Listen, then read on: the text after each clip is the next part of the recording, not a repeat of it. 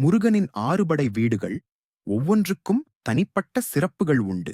அவை வெறும் கோவில்கள் மட்டுமல்ல, ஒவ்வொரு இடமும் ஒரு வரலாற்று மற்றும் ஆன்மீக முக்கியத்துவம் வாய்ந்ததாகும். திருப்பரங்குன்றம் போர் முடிந்த இடம். தேவர்கள் சூரபத்மன் என்ற அசுரனால் சிறைபிடிக்கப்பட்டனர். அவர்களைக் காப்பாற்ற சிவன் தன் நெற்றிக் கண்ணிலிருந்து 6 நெருப்புப் பொறிகளை உண்டாக்கினார்.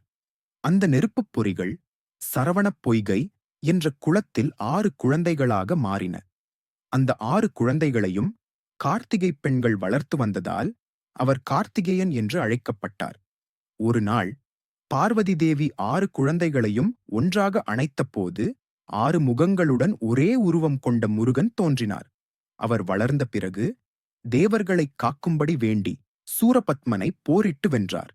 முருகன் சூரபத்மனை வென்ற பிறகு தேவேந்திரன் தன் மகள் தெய்வானையை அவருக்கு திருமணம் செய்து வைத்தார்.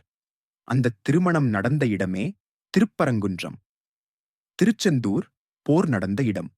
சூரபத்மனின் ஆணவம் எல்லை மீறிச் சென்றது. அவனைக் கொல்வதற்காக பார்வதி தேவி தன் சக்தி அனைத்தையும் ஒன்று சேர்த்து ஒரு வேலை உண்டாக்கினார். அந்த வேல் சூரபத்மனை வெல்லும் சக்தி கொண்டது.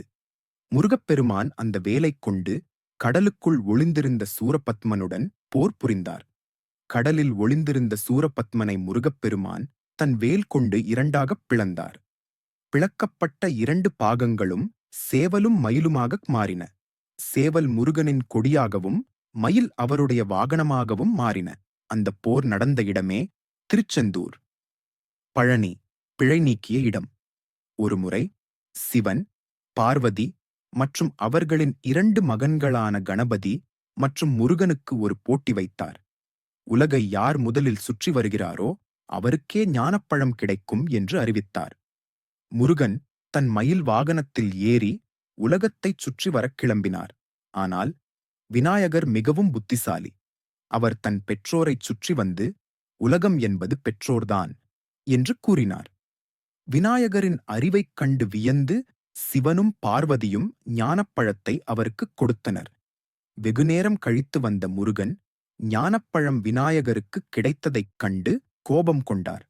கோபத்தில் தன் ஆடைகள் மற்றும் அணிகலன்களையெல்லாம் களைந்துவிட்டு ஆண்டிக்கோலத்தில் மலைமேல் வந்து நின்றார். அந்த இடமே பழனி. சுவாமிமலை. தகப்பன் சுவாமி. ஒருமுறை பிரம்மா பிரணவ மந்திரத்தின் பொருளைத் தெரியாமல் இருந்தார். முருகன் அவரிடம் பிரணவ மந்திரத்தின் பொருளை விளக்கச் சொன்னார். பிரம்மாவுக்குத் தெரியாது என்று சொன்னதால் பிரம்மாவைச் சிறையில் அடைத்தார். பின்னர் முருகனே பிரம்மாவைப் போல் படைப்புத் தொழிலை மேற்கொண்டார்.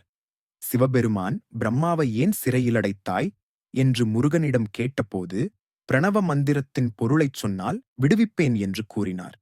முருகனும் சிவனுக்கு பிரணவ மந்திரத்தின் பொருளை விளக்கினார். ஒரு மகன் தன் தந்தைக்கு பிரணவ மந்திரத்தின் பொருளை உணர்த்தியதால் இந்த தலத்தில் முருகன் சுவாமிநாதன் என்று அழைக்கப்படுகிறார். திருத்தணி கோபம் தணிந்த இடம்.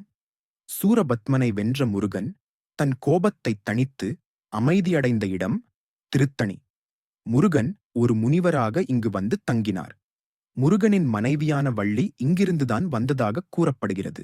வள்ளி தினைப்புனம் காத்துக் கொண்டிருந்த போது நாரதர் முருகனிடம் வள்ளியை மணந்து கொள்ளும்படி கூறினார். முருகன் வள்ளியைச் சந்திக்க வேடனாக வந்தார். வள்ளியை மணந்து கொள்ள முயற்சி செய்தார். நாரதர் சொன்னபடி முருகன் விநாயகரின் உதவியுடன் வள்ளியை மணந்து கொண்டார். பழமுதிர்ச்சோலை அகத்தை தூய்மையாக்கிய இடம். முருகப்பெருமானின் பக்தர். முருகனின் திருவிளையாடல்கள் மிகவும் பிரசித்தி பெற்றவை. ஒருமுறை முருகப்பெருமான் ஒரு சிறுவனாக வந்து பழம் பறித்துக் கொடுத்தார். அப்போது சுட்ட பழம் வேண்டுமா சுடாத பழம் வேண்டுமா என்று கேட்டார். சுடாத பழம் போதும் என்று கூறினார். அப்போது சிறுவன் பழங்களை கீழே போட்டான். அவை சூடாத பழங்கள் என்பதால் மண்ணில் விழுந்துவிட்டது. மண் ஒட்டிய பழங்களை சுத்தப்படுத்துவதற்காக கைகளால் துடைக்க தூசி பறந்தது. அந்த தூசியைக் கண்ட சிறுவன் சுகமாக இருக்கிறதா என்று கேட்டார். அப்போதுதான் அந்தச் சிறுவன் முருகன் என்று புரிந்தது. அவரிடம் மன்னிப்பு கேட்டார். முருகன் ஞானத்தை அளித்தார். அந்த இடம் பழமுதிர்ச்சோலை. ஒவ்வொரு கோவிலுக்கும் ஒவ்வொரு சிறப்பும் தனித்தன்மையும் உண்டு. தமிழ் கலாச்சாரத்திலும் ஆன்மீகத்திலும் இந்த ஆறுபடை வீடுகள் மிக முக்கியமான இடத்தை பெற்றுள்ளன. முருகனின் ஆறுபடை வீடுகளில் உங்களுக்கு எந்த கோவிலுக்குச் செல்ல மிகவும் விருப்பம்?